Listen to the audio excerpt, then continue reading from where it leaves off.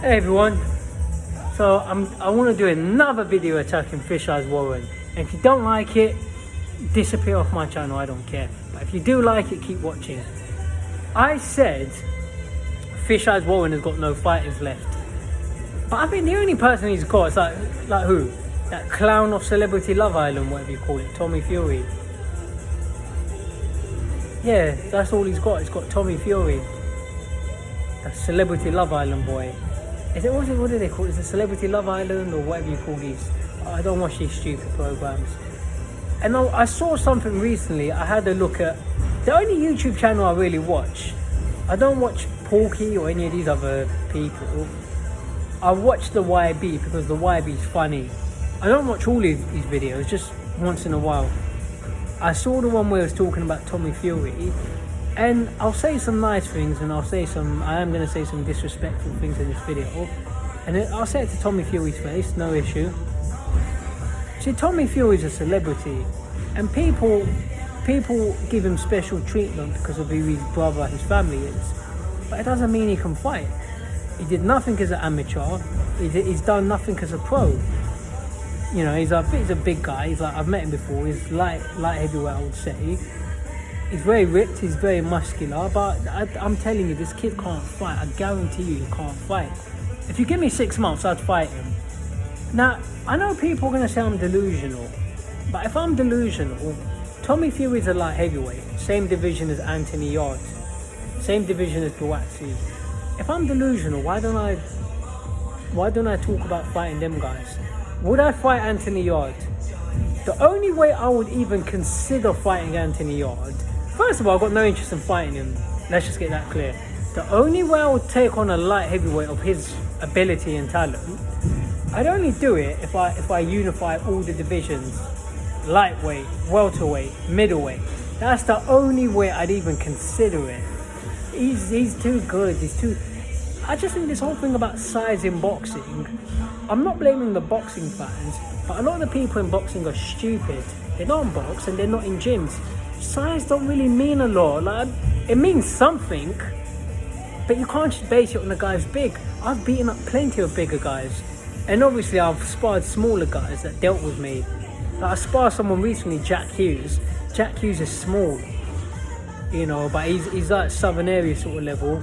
He's fighting for the Southern Area in his next fight, and he schooled me in sparring. I'm not going to deny that. I think he's a better fighter than Tommy Fury. Obviously, Jack is small, but Tommy Fury can't fight. I'm surprised people can't see it. He's got some ability, but I don't see. Once people start punching him back, he's not going to want to know. You know? Are you right? Yeah. He's not going to want to know. You know? And I'm not saying any of this in a rude way, but it's just like you hype these fighters up. You know, it's like he challenged Jake Paul, then he pulled out. I think, for me, he avoided that fight because, see, a lot of people don't think on a deep level. You can say whatever you want to say about, why would he be scared of Jake Paul and he was genuinely injured. I don't think he was. You got to understand there's a lot of pressure involved. And when you haven't boxed, take me as an example. I had 4 fights last year. I'm telling you for a fact, I have sparred much better than I have fought. When I got out there and I had fights, I didn't do as well as I could have. Like two of them I should have knocked them out in the first round. And the other 2, I would say I could have beaten them both that night. But if it was sparring, I would have schooled these guys. But this is what I'm trying to explain to people. Sparring and fighting is different. It's a lot of pressure. You know, so the pressure got to him. And I'm not saying any of this in a rude way, or I know people are going to say I'm clout chasing, and I'm not saying any of this in a rude way, but I can see it with Tommy Fury. He can't handle the pressure. He's a celebrity. He just wants to look the part. He wants to be a celebrity boxer. Don't mean you can fight. I mean, you're fighting all these people that have got 50, 20, 30, 40, 50 losses. So what's stopping him from fighting actual contenders? Doesn't want to do it because he knows these guys are going to punch him back. I've sparred loads of people. I sparred Kell Brook. Don't mean I can fight people. I'm not bad. I can fight. I've got some ability, but you know, obviously, at this time, my ability is limited. if you put me in with someone who's been in the ABAs or whatever, and I have a fight with them, I mean, I'm not bad. Like, obviously, I got very fast feet. I can run around. It's hard to catch me. But if you can corner me, or if my legs get tired, you'll dominate me. That's what I'm trying to say about Tommy Fury. Don't get fooled by all this six-pack and my brother's Tyson Fury, because this kid don't want to fight. I'm telling you. He picked Jake Paul because Jake Paul's easy. But when it came down to it's a lot of pressure to get out there in front of that massive audience. People crack under pressure. Most people can't get up and speak in front of an audience. And like, listen, it's not impossible for Jake Paul to beat him. Yeah, you can say Jake Paul's the underdog, you can say that. But it's not impossible for him to win. And if he does anything, imagine if he rocked Tommy Fury or if he dropped him, or imagine if he knocked him out. Tommy Fury's going to get laughed at for the rest of his life. And he's mentally weak. I saw this video recently, I saw highlights on the YB's channel.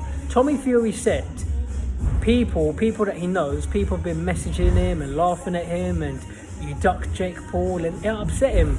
If you're that big a man, go around to these people, and these are people he knows on a personal level. It's like, if you're such a tough guy, like, go find these people and confront them face to face. Because if I, you see, people think I'm soft, so I'm not. I'm very polite.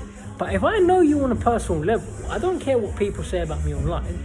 But if you're friends and family and you start dissing me and sending messages to if you leave it on my videos, that's okay.